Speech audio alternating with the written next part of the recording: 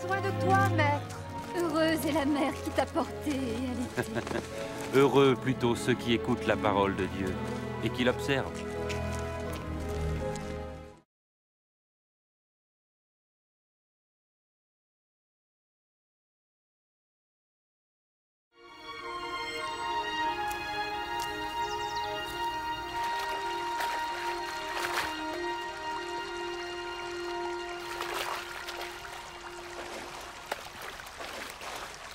Apprends-nous à prier, comme Jean l'a appris à ses disciples.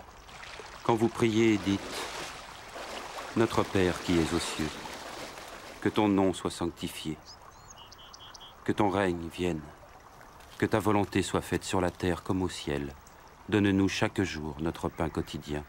Pardonne-nous nos offenses, comme nous pardonnons aussi à ceux qui nous ont offensés. Protège-nous contre la tentation et délivre-nous du mal. »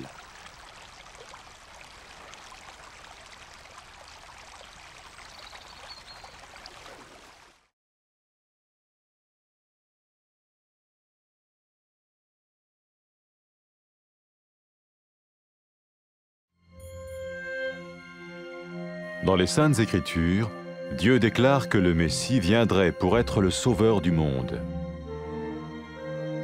La vie de Jésus prouve qu'il est bien celui dont les prophètes avaient parlé. Ésaïe a prophétisé que la Vierge deviendrait enceinte et qu'elle enfanterait un fils. Des siècles plus tard, la naissance de Jésus accomplissait cette prophétie.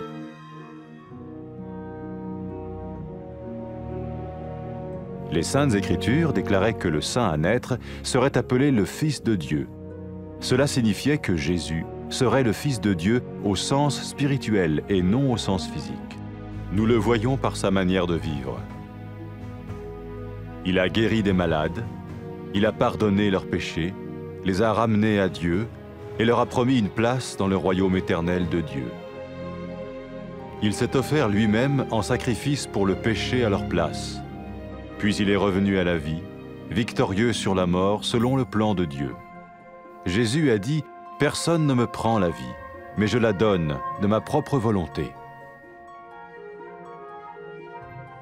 La vie de Jésus n'a pas seulement accompli les écrits des prophètes, mais elle a aussi confirmé la vérité de la sainte parole de Dieu.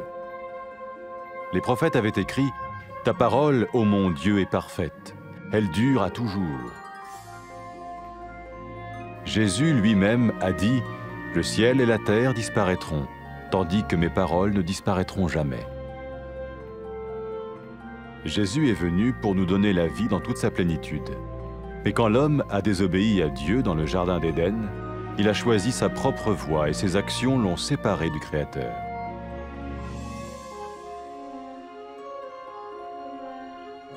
Les Saintes Écritures déclarent que tous ont péché et que le salaire que paye le péché, c'est la mort. Il s'agit de la mort spirituelle, éternelle séparation d'avec Dieu. Mais tout comme Dieu a donné un bélier pour qu'il meure à la place du fils d'Abraham, ainsi il a envoyé Jésus, le Messie, mourir à notre place. Sa vie, sa mort et sa résurrection restaurent la relation entre Dieu et tous ceux qui mettent leur confiance en lui.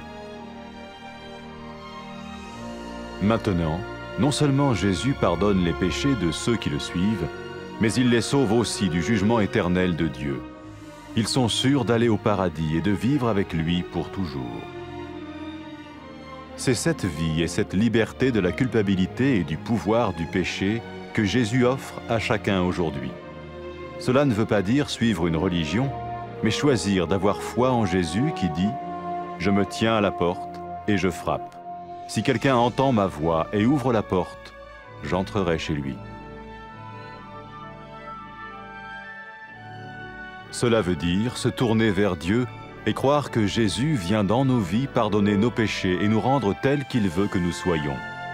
Il ne suffit pas d'approuver intellectuellement ce qu'il dit, ni de vivre une expérience émotionnelle. Nous le recevons par grâce, au moyen de la foi, par un acte de notre volonté. Lorsque quelqu'un est prêt à suivre Jésus le Messie, il peut lui parler par une simple prière. Peut-être êtes-vous prêt maintenant à ouvrir votre vie à Dieu. Si oui, vous pouvez vous joindre à la prière suivante, silencieusement. dans votre cœur. Seigneur Jésus, j'ai besoin de toi. Merci d'être mort sur la croix pour mes péchés.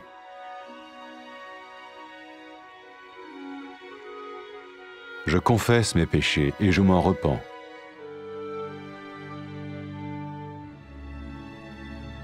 Je t'ouvre la porte de ma vie et je te reçois comme mon Sauveur et Seigneur.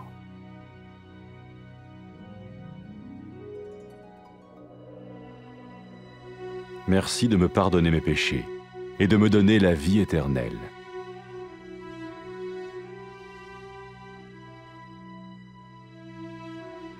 Fais de moi le genre de personne que tu veux que je sois. Maintenant que je deviens l'un de ceux qui te suivent. Amen.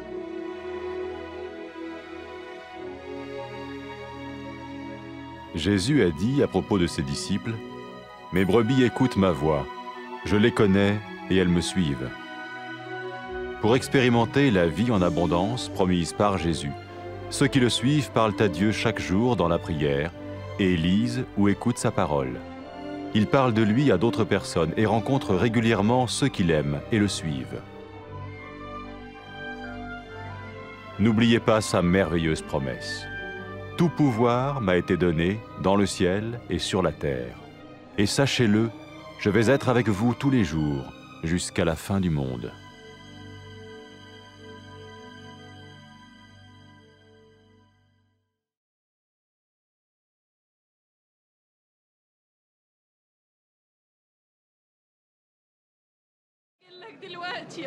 يا بخت الأم اللي جابتك واعتنت بيك. قولي يا بخت اللي بيسمعوا كلام الله وبيعملوا بيه.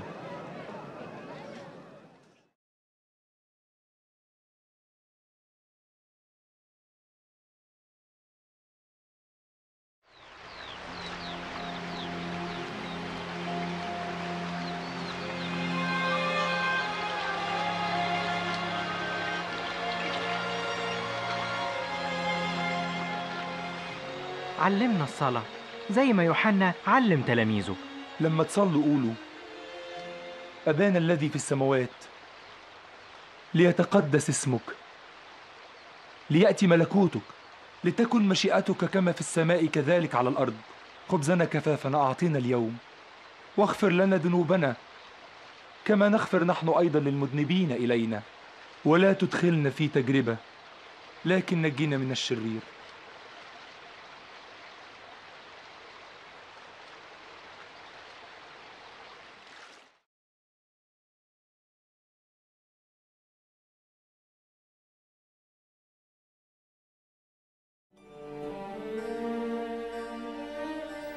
ربنا قال في الكتاب المقدس إن المسيح هيجي ويخلص العالم من الخطية،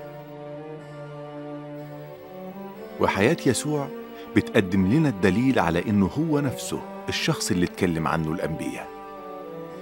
والنبي إشعياء قال العذراء هتحبل وتولد ابن، وبعد كده ب100 سنين اتولد يسوع وتحققت النبوة.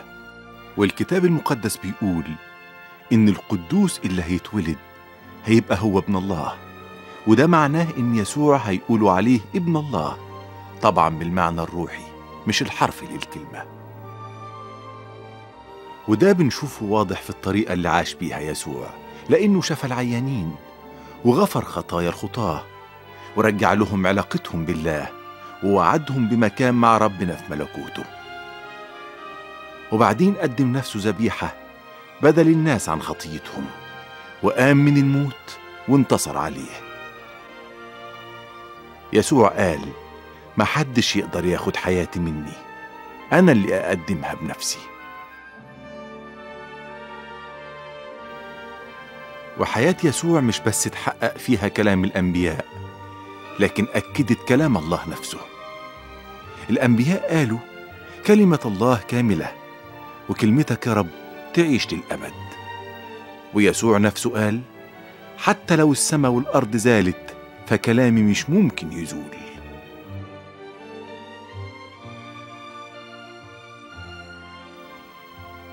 وجه يسوع عشان يدينا حياة سعيدة غنية. بس لما الناس عصوا الله اختاروا إنهم يمشوا في طريقهم، وأعمالهم دي فصلتهم وبعدتهم عن الله اللي خلقهم. والكتاب المقدس بيقول الناس كلهم عملوا الخطية، وبيقول كمان أجرة الخطية موت، وده معناه موت روحي، يعني انفصال عن الله للأبد. وزي ما ربنا بعت خروف ياخد مكان ابن أبونا إبراهيم ويموت بداله، بعت يسوع المسيح يموت بدلنا. وحياة المسيح وموته وقيامته رجعوا العلاقة بين الله والناس اللي أمنوا بيه واتكلوا عليه. ولحد دلوقتي اللي بيتبعوا يسوع مش بس بتتغفر خطيتهم، لكن كمان بيتخلصوا من عقاب الخطية، وربنا بيضمن لهم السماء والحياة معاه للأبد. والنهاردة يسوع بيقدم لكل واحد الحياة الجديدة والتحرر من الخطية وقوتها. ده مش معناه إنك تتبع دين وبس، لكن إنك تختار تآمن بالمسيح اللي قال أنا واقف على الباب أخبط، إن حد سمع صوتي وفتح الباب هدخل بيته. وده معناه إننا نرجع لله ونآمن إن يسوع هيدخل حياتنا ويغفر خطيتنا ويخلينا نعيش زي ما هو عايز. مش كفاية إنك تصدق الكلام ده بعقلك ولا حتى تنفعل بيه بإحساسك، إحنا بنقبله بالنعمة وبالإيمان، وده عمل من أعمال الإرادة. ولما يكون الناس مستعدين يتبعوا يسوع المسيح ممكن يكلموه ويعترفوا له. إذا كنت مستعد لكده تعالى له، قرب منه واعترف بخطاياك وتعهد بإنك تتبعه. يا رب يسوع، أنا محتاج لك. أشكرك لأنك مت على الصليب علشان خطيتي.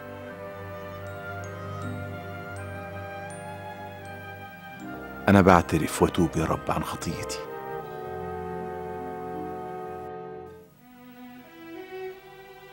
وبفتح باب قلبي وحياتي وأقبلك مخلص ورب وسيد.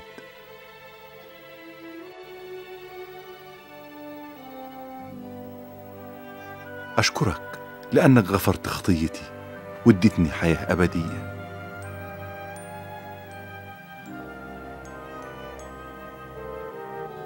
خليني أعيش زي ما أنت عايز يا رب.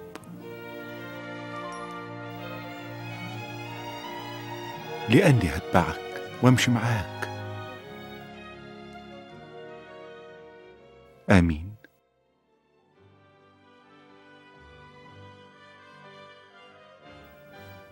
يسوع قال عن المؤمنين بيه خرافي تعرف صوتي وأنا أعرفها وهم بيمشوا ورايا ويتبعوني. وعشان تعيش الحياة السعيدة الغنية اللي بيوعدنا بيها الرب يسوع لازم تكلم ربنا كل يوم بالصلاة، وتقرأ أو تسمع كلمة ربنا، وكمان تكلم غيرك عنه، وتتقابل دايما في اجتماعات مع الناس اللي بيحبوا يسوع وبيمشوا وراه ويعيشوا معاه. وما تنساش أبدا وعد يسوع العظيم: كل السلطان اللي في السماء وعلى الأرض عندي، وأنا هكون دايما معاكم لغاية نهاية الزمن.